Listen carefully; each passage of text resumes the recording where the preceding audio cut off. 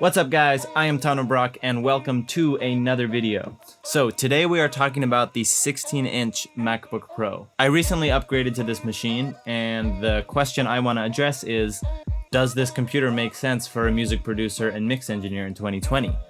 Does it perform at a high enough level? And are there any drawbacks?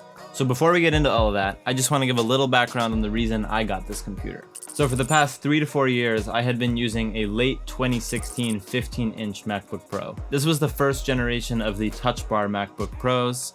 It had a Core i7 processor and 16 gigabytes of RAM. Before that, I was using a 2012 15-inch MacBook Pro. That was obviously before the upgrade to USB-C and Touch Bar. It had all the ports on the side, and it was about the same specs. I think it was also Core i7 and 16 gigabytes of RAM. Now at first, the upgrade to the 2016 model felt great. It felt smooth, it felt new and fresh, but I quickly noticed some serious problems. Most importantly, I started to get really bad thermal throttling issues. So when the computer got hot, the fans would go full blast, everything would freeze up, everything would slow down, and I would essentially not be able to use the computer. If I was using Logic, for instance, when this happened, I wouldn't be able to play the session at all. I would press play, immediately system overload. This happened really frequently. I started to find that after about an hour of use, the computer would heat up, fans blasting, and the thermal throttling would start. And so this was really difficult for my workflow. I would be mixing or producing a song, and suddenly my computer would hit a wall and I wouldn't be able to work on it anymore. So I decided that I really needed to make a change. And I was really debating getting a desktop computer, because we all hear that with desktop computers you get a lot more power, a lot more reliability, and you're not paying for portability while sacrificing power. But in the end, I decided to go ahead and get the new 16-inch MacBook Pro.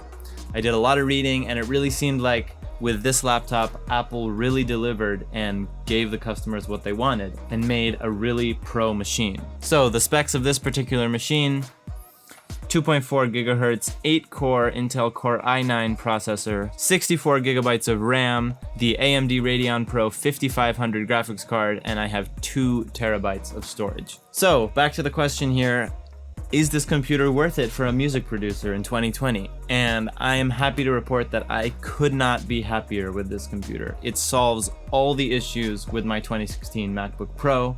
I never have overload issues mixing and producing. I really haven't encountered a single problem with this MacBook Pro. So let's go into Logic for a second, and I want to show you the capabilities of this computer.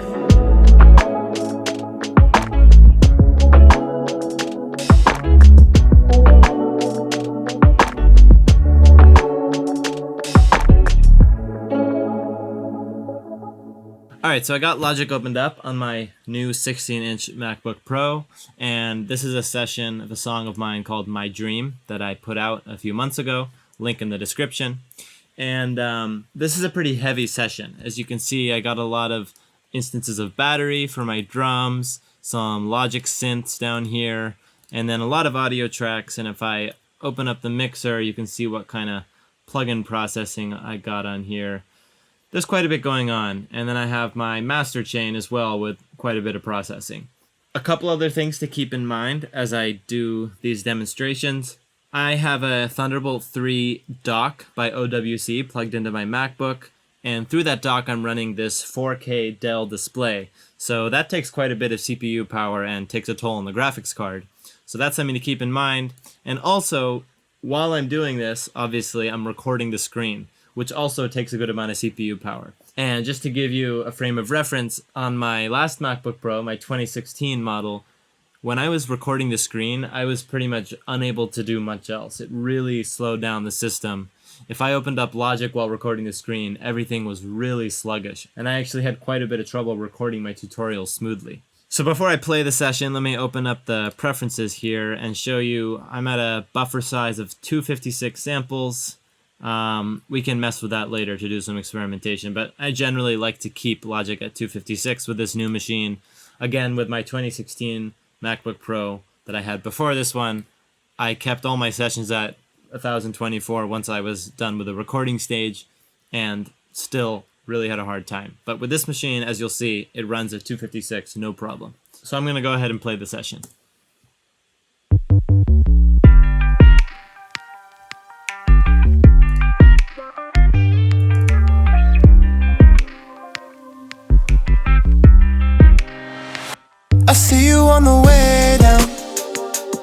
looking for a way out.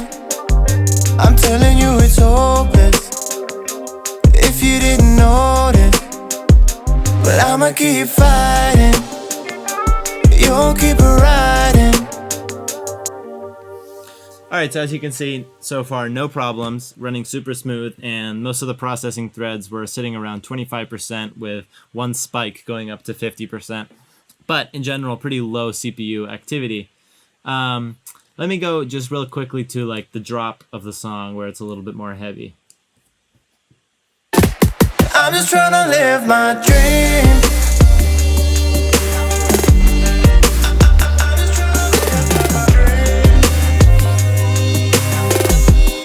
Alright, so a little more activity. As you can see, the threads were going up to about 50% in the performance meter. But I don't know if you noticed, but scrolling is still flawless. Let me play it again, and I'll sort of just scroll around and switch tracks and open up the mixer so you can see how it stays really snappy. Barely take another step. I'm just trying to live my dream.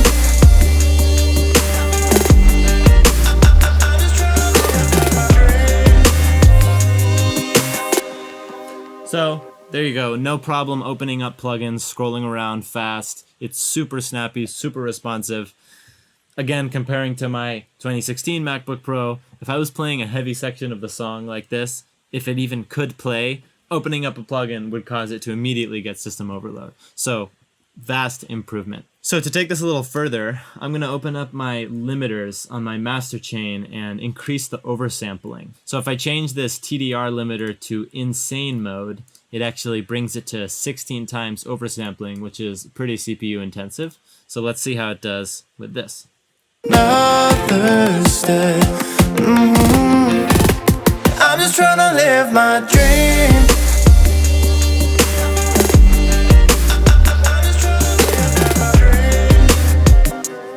Alright, so a little bit more activity, but still totally fine. I have another limiter on my master chain.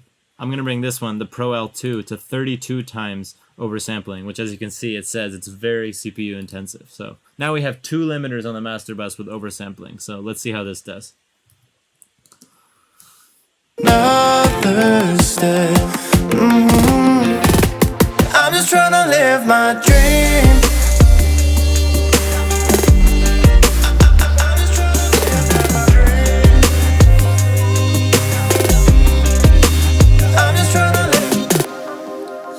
Okay, so with two limiters with extreme oversampling, we are getting a spike here in one of the threads, but still super snappy performance and no overloads. So the performance is amazing. Now let's reduce the buffer size. So I'm going to bring this to 128. We'll see how much it changes. All right, so that's done. We're at 128 samples, buffer size now. Let's try to play this drop again and look at the performance meter.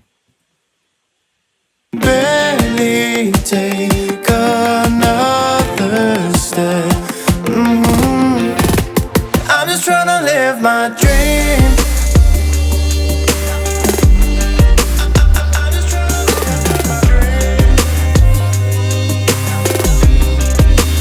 I'm just trying to live my dream. Okay, so still flawless performance. We had a couple spikes here and a few different threads. And I'm actually noticing now it's not even using all the threads, but a couple of them are spiking, but again, still super snappy performance. All right, so let's bring this down to 64 samples buffer size to really bring this far. Let's see how it does.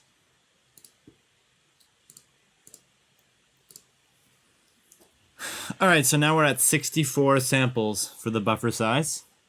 Let's play this drop again and see how it performs. Another step. I'm just trying to live my dream.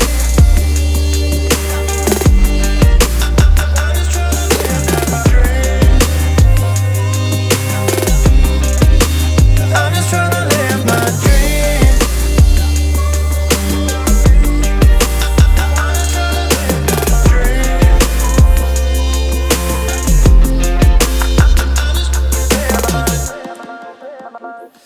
Wow, I am actually really impressed by that one. I assumed that we would get some sort of clicks and pops in there, but that seemed pretty flawless to me.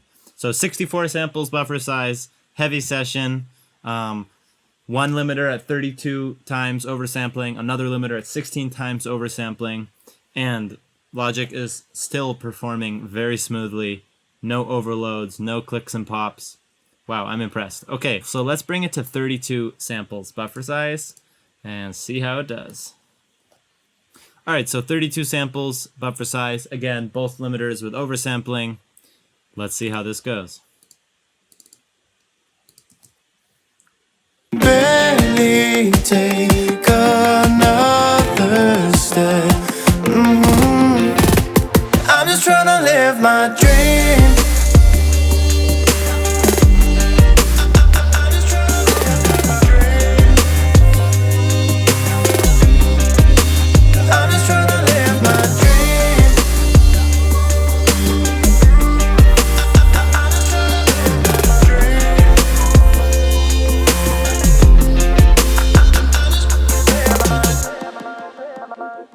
I'm always writing love songs, but nothing ever goes on if no one's gonna live. Wow, I am actually really impressed. I did not expect that one. I really expected to get a system overload with 32 samples buffer size. I mean, that's kind of insane. I would have no reason to set Logic at 32 samples, the buffer size. I pretty much stick to 128 when I'm recording and 256 when mixing, so geez, this actually outperformed my expectations. But again, comparing to my 2016 MacBook Pro, that machine could not play this session at 1024 buffer size and no oversampling on the limiters. So this is just a real-world, real-life example of how this machine performs with music production. I'm sure there are a lot more technical tests out there that can give you numbers about how this machine performs, but I hope this was helpful to show you that this machine can really do so much in terms of mixing and production. And right now, I don't feel like I need a desktop computer. This 16-inch MacBook Pro can do pretty much everything I need and more. Like I said, I never need to set my sessions to 32 samples buffer size, but this machine can do it and play through the session with no clicks and pops, no glitches, no overloads. Again, this is a fairly heavy session, not the most heavy session out there, of course. You could have 200-300 tracks, but you know, I would say this is a sort of standard session for a pop track like this. We have over 80 tracks with a good amount of processing going on, and yeah, I'm certainly impressed. Again, I am super happy with this computer. It has surpassed my expectations of what a laptop could do. I think Apple really nailed this computer, and I think if you're a producer or a mix engineer looking for a new computer and you want to be portable, you want to be mobile, this 16-inch MacBook Pro is your answer. And just to show you again, this particular machine is the 2.4 gigahertz 8-core Intel Core i9 processor with 64 gigs of RAM, the AMD Radeon Pro 5500 graphics card, and 2 terabytes of storage. So I maxed out the processor and the memory. There's actually a higher graphics card option, but I didn't feel like I need that, and 2 terabytes of storage seemed like enough to me. So I hope that was helpful, guys. Let me know if you have any questions in the comments. As always, please like this video if you enjoyed it, and subscribe to my channel because I got lots more content coming your way very soon. Alright guys, hope you have a good one. See you in the next video.